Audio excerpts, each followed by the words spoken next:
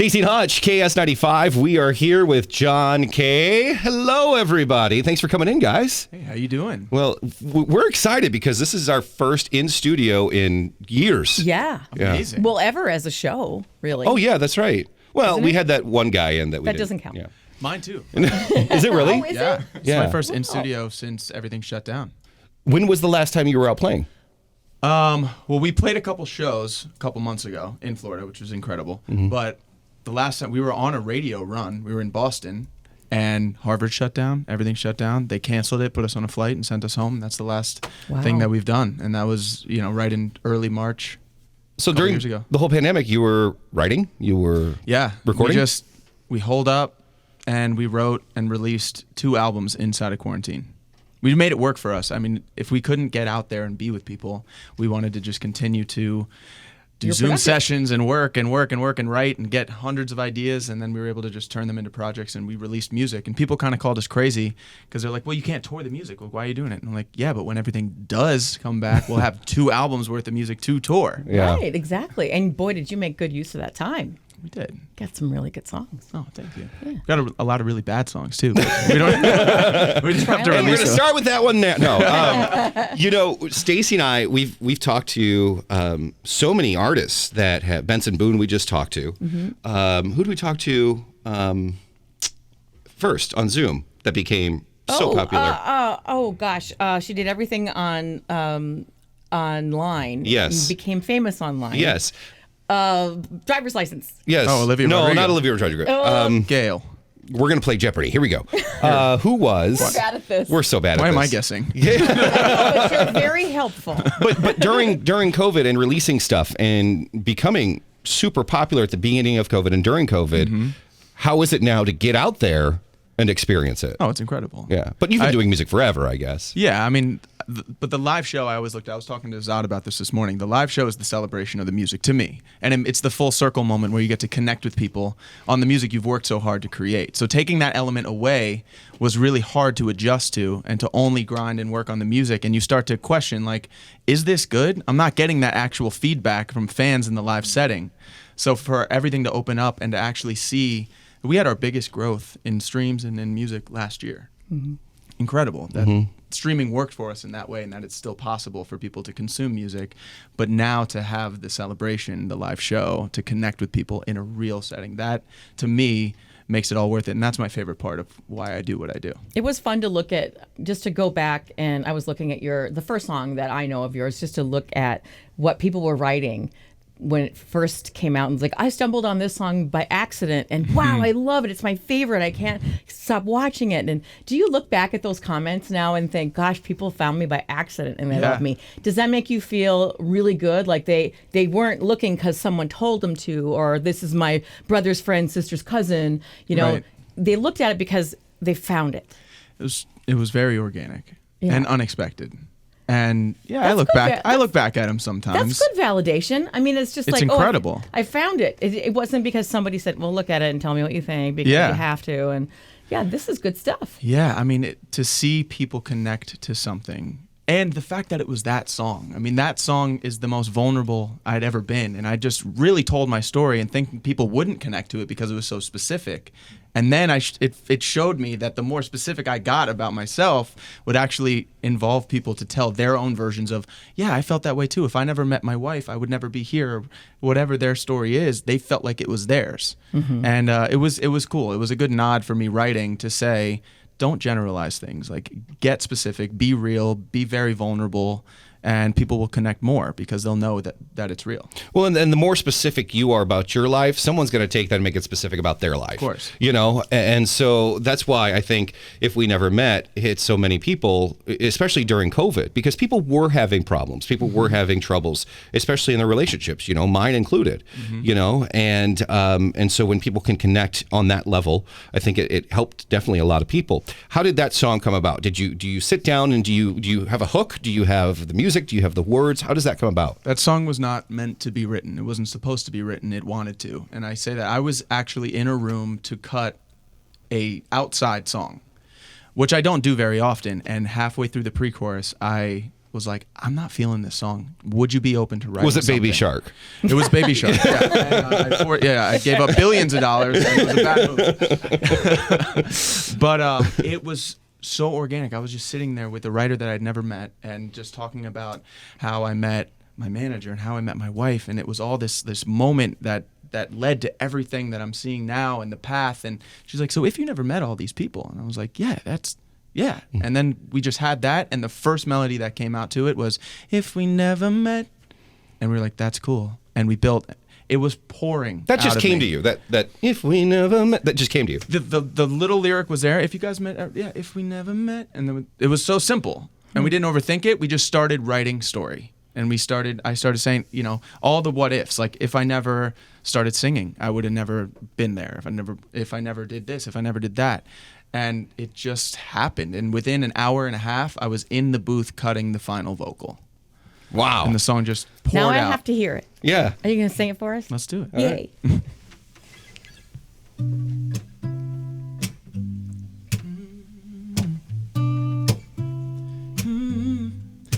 If we never met, I'd be drunk waking up in someone else's bed. I'd be lost in a crowded room of fake friends. I wouldn't even know what love is if we never met. What if I never started singing? What if you never told your family you were leaving when you felt the pressure? There's a million different reasons we shouldn't be together, but when I put it all together, it all comes back to you. I love it when the only light is me, you, and the moon. And baby, when I close my eyes, I'm thinking about if we never met. I'd be drunk waking up in someone else's bed. I'd be lost in a crowded room of fake friends. I wouldn't even know what love is if we never met. What if I never left Nashville? What if you never called me back when I asked you? Songs do about the weather. It all happened for a reason, yeah. Girl, you put me back together, and when I put it all together, it all comes back to you. I love you when the only light is me, you, and the moon. Baby, when I close my eyes, yeah, I'm thinking about if we never met, yeah. I'd be drunk waking up in someone else's bed. I'd be lost in a crowded room of fake friends. I wouldn't even know what love is if we never met.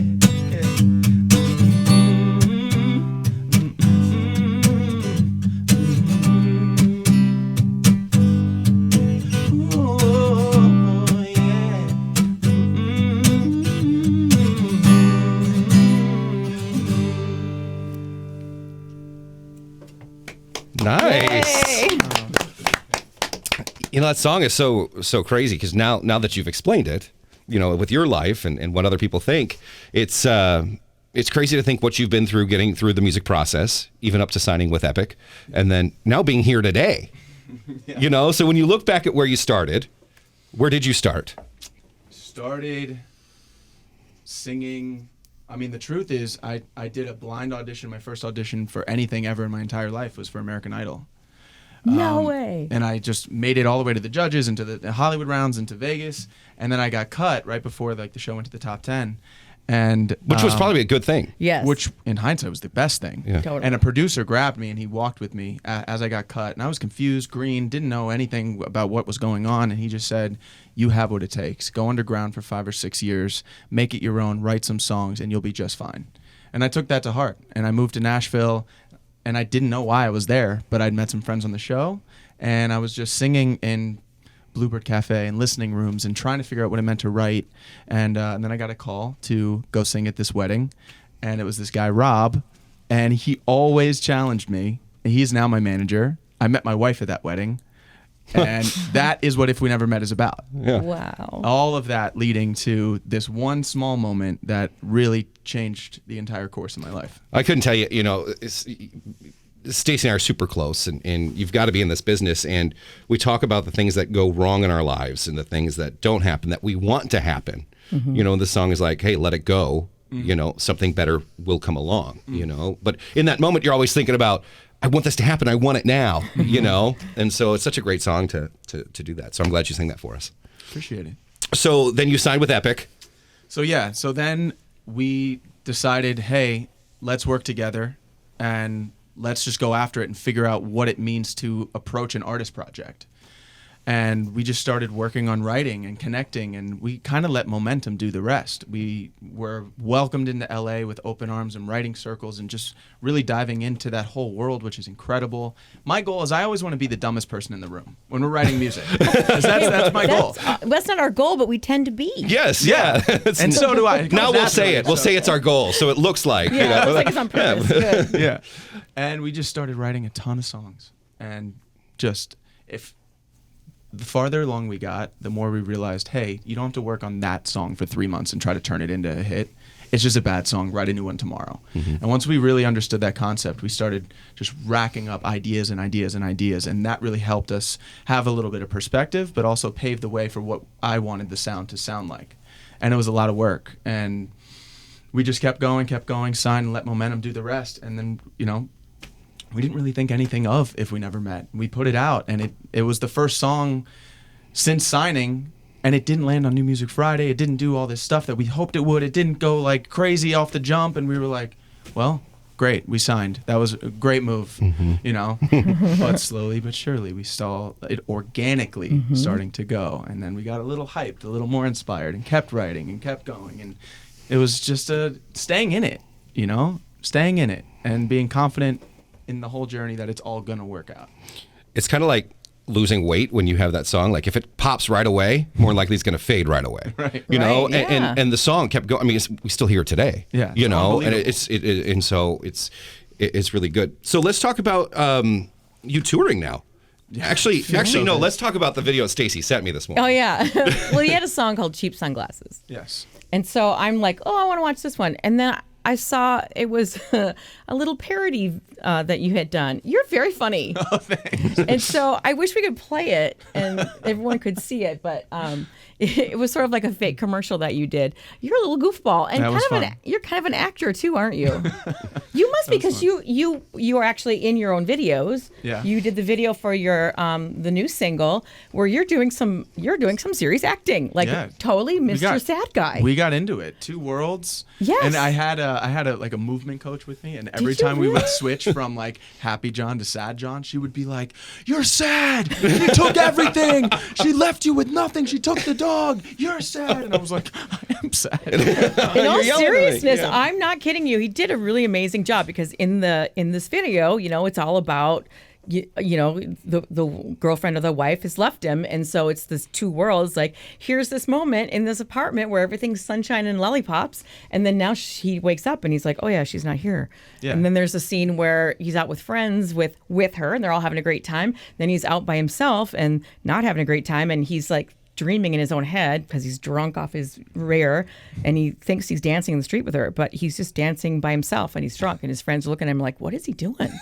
He's the dancing. concept worked. Oh my God. You really were amazing. I'm really impressed. That's also what we call in Florida a night at Church Street Station. I see. I see. That's what he is dancing by himself. But it was really cool. And so if you're a fan, just Google Cheap Sunglasses, you'll see the video for the song, which is great.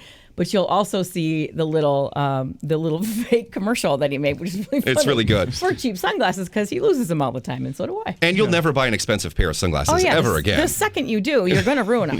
And the fact that we were able to like apply some depth to that concept, which was so surface level up front, but then we were like, because I can't keep anything, can't keep you. Like, because I lose, we were like, how do we get this to be deeper? And so that's what sparked all the, let's have fun with it. And be like, do you have attachment issues? I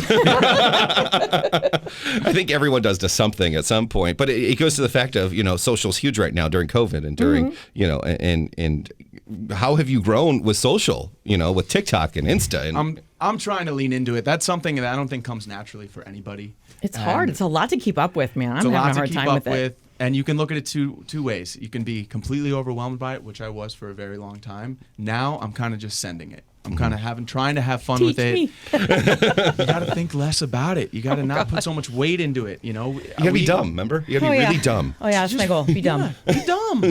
That's what TikTok is. Okay, let's be dumb together. Let's talk about the new single that we're playing. Yes, this is a good song. Where did this concept come from? If We Never Met was sort of organic. It kind of came out of nowhere. Yep. Was this more thought out a lot, or was it? Was at a writing camp in Nashville. A lot is it's one of those words that we use every single day. Now I realize it more than ever. It's like, you looking into buying like a blue Chevy and then all you see around you is blue Chevy. So I've been very aware of how much I say a lot. And we're exploiting this word we all say in musical terms, and I think that helped it be extra hooky. But it just came from, I think it was like the third day in this writing camp, and I didn't even know if I liked it at first, but we played it for our A&R. I'll never forget that night. He came through at the end of the session. We played it for him, and he starts dancing around the room, and he's like, "This is what I've been waiting for from you. We're good. Finish this. Whatever you do, just finish this and stay in it." And that night we stayed late and just continued to work on it, and we finished it up. Oh, the first couple lines are heartbreakers for me. Brutal. You want to hear them? Do you need a tissue? No, I'll be fine. All right, here's But it still feels happy. It's gonna hurt me. Yeah, let's hear it. Are we doing a lot? Doing a lot. Okay. A lot. This is a lot. Yeah.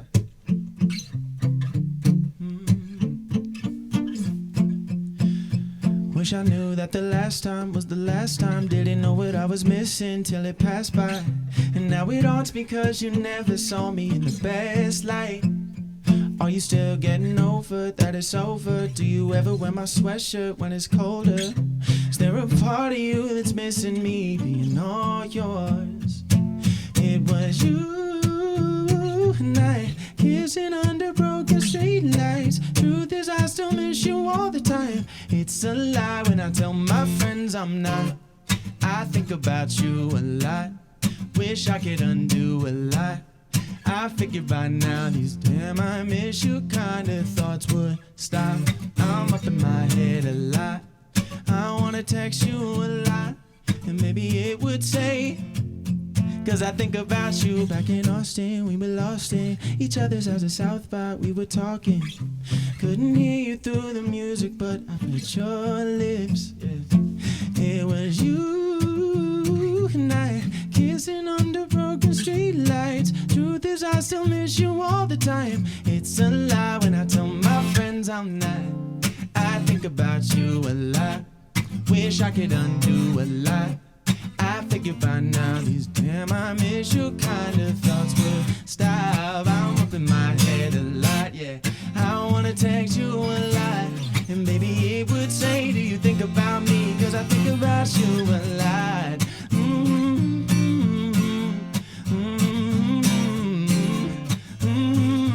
Do you think about me? Cause I think about you a lot. Na na na na na. Hey yeah, do you think about me? Cause I think about you a lot. Nice job. The lyrics are sad, but it's so happy. It's one of those sneaky songs. Every time you get a new song or you write a song, you play it for your wife. Does she think, oh, this one's about me again? Yeah. Yeah. You'd be like, no, My this gauge is one- usually like, I know it's good if I make it, if she cries. But I think she's over that now. I think she's used to it. Yeah, it might be. Crying usually was like happy tears cries Yeah, is a good yeah. sign. Mm-hmm. But now sometimes she's like, yeah, cool, I get it. You saying it's about me? Great. Moving on. Well, if I want to know the lyrics, then I know, oh, this is going to be a song we're going to end up playing a lot. Yeah. Because a lot. Because I want to know the words. See, right now away. we're going to start hearing that word, and it's just over and I was over. looking up the lyrics because I was like, oh, I want to know this one. I want to know this one so I can sing along. So, good sign. Did you thank Rob properly for meeting your wife? I 100%. Yeah, I made him my best man. Oh. Did he throw a proper bachelor party? He absolutely did. Yeah, we went to Costa Rica. It was a great time. Oh, wow. Oh. We That's a zip good- lined. We did ATV to a waterfall. Cool. I mean, that's like where they filmed Jurassic Park. We took a yacht up the Did coast. you go? No, no, no, no. Yes, I did. 100 the whole time. The whole time. So you're on tour now, and does your wife travel with you, or does she? We have. It's Valentine's Day, so I'm. I know. We have a 7-month-old, so we're not quite there yet. Yeah. And it's really good though, honestly, because it allows us. Our whole relationship was long distance at first, so we know how to operate like that. Yeah. And we did get very comfortable being together, but it challenged us in ways where we left it, because I'm going to be gone for a whole month, was let's be the best versions of ourselves when we come back together.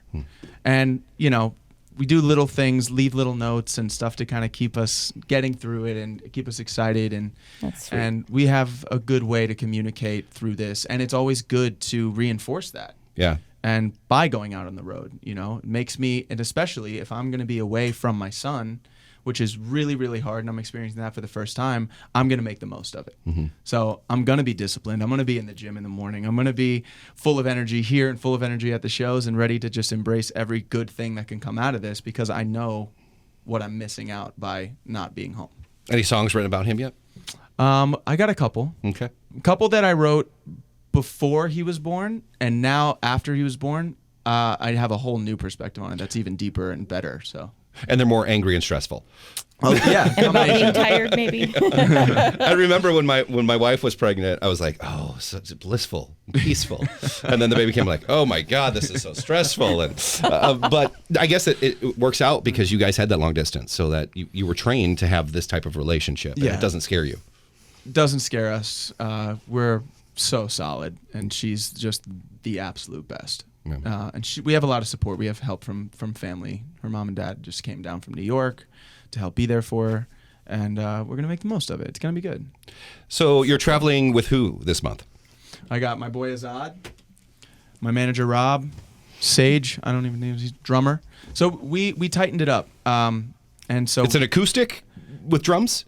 It's looks small. We're doing like a flying V formation, like Sage is back here, Zod's over here with a wireless electric and a huge pedal, and then it's a small look and a huge sound.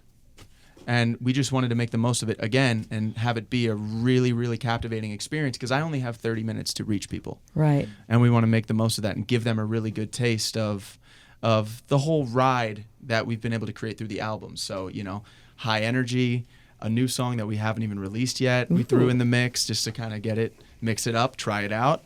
And then we'll break it down with like kind of a semi-acoustic version of 6 months. And so it goes from, you know, we want that ride to feel really, really fun. How much does it suck? I always thought of this. You know, Staci, I go to concerts all the time. How much does it suck to only have 30 minutes? You know, like... That feels like it flies by. Yeah. The funny thing is that used to feel like a terrifyingly long set when we didn't have any music out. Yeah. It was like, oh, we got to do a cover. All right, let's play Hotline Like Bling Friday. or something. That happened to us on Friday. Everything shut down in the studio, so we had no computer, no music, no nothing. So we kind of get how that feels. Like, okay, you're on your own, just go. Yeah. Yeah. But then when we did a couple shows after everything opened up, and we just did our own thing and started looking at the set, and we built an hour and 15-minute set of all original music because of quarantine. Yeah. Yeah. And it was so cool before and after, looking like a 30-minute set was a little daunting, like how are we going to get through it? And now we're like, hour 15, like let's go. Like we have the music now. And so it's shown me, like, don't be afraid to release music you believe in. Well, it's going to be a fantastic venue at the Varsity, because there really is not a bad place to be in there, No. because Amazing. everyone is going to hear every note beautifully. That sounds good. It is such a fun place to be. So if you're on the fence about going to see these guys tonight, you have to go, because you will regret it if you miss them. You will. The show's incredible. You've got If to I take... do say so myself. I've heard from the guy that it's incredible. If you have a chance to, you guys are leaving tomorrow? Yeah. If you have a chance to, I know you're going to work out at Ninja Warrior. Yeah, you place. coming? No, I'm busy. If we're going to breakfast somewhere, hash browns. Yes. Yeah, me too for but breakfast. You're going to That's it. Ninja Warrior. Like, listen, I'll watch. that'll be He'll help you that'll with be your ninja awkward. outfit. Yeah. I'll pick out your ninja outfit. I'll make noises for you. But I mean, Prince is so huge here. You know, look, see, Zod's got there the you shirt. go. Rain Hats shirt. here. Have you Okay, guys fit been right in. to? No. You haven't. We need to go. Yeah. We need to go tomorrow before we leave. Okay. Okay, I All got a right. Rob's thumbs up. giving the We're thumbs going. up. All right. And Rob controls everything at this moment in your life. So, well, we appreciate you guys coming out. We know you didn't have to, and we know it's cold, and today's a warm day. Yeah, it's hot. What is it? It's just a warm The sun is summery out. 12. The ground isn't completely. Give us the frozen. biggest secret about this guy. Oh man. Actually, okay, so I haven't known him for super long, but he is one of the most humble guys I've met. Like he's his work ethic to like even get this tour going, like it's Well, I have a lot of yeah. respect. I believe it. Jim was just saying, I was going to book you tomorrow. And John's like, let's go. Let's do it. Let's do Yeah, it. exactly. And Jim's like, it's in Texas. You're playing Chicago. You know, like, and he's like, let's go. we got let's go time. do it. He's gonna make it happen somehow. Yeah. Yeah. But I can't wait to see where you go from here. I mean, I feel like you've done so much already, but there's so much more to go, right? I mean, we've always felt like that. We feel like we're at the beginning. Yeah. We know our best music's ahead of us. The writing's getting better. It's just staying in that clear mindset and knowing what the end goal is just to continue to do what I love and be able to feed my family. Yeah. You know, if We I look can do that, I'm a happy guy. Yeah. We look forward to watching you guys become really big. We're excited for you. Thank you. Thanks for coming out, man. Thanks for having me.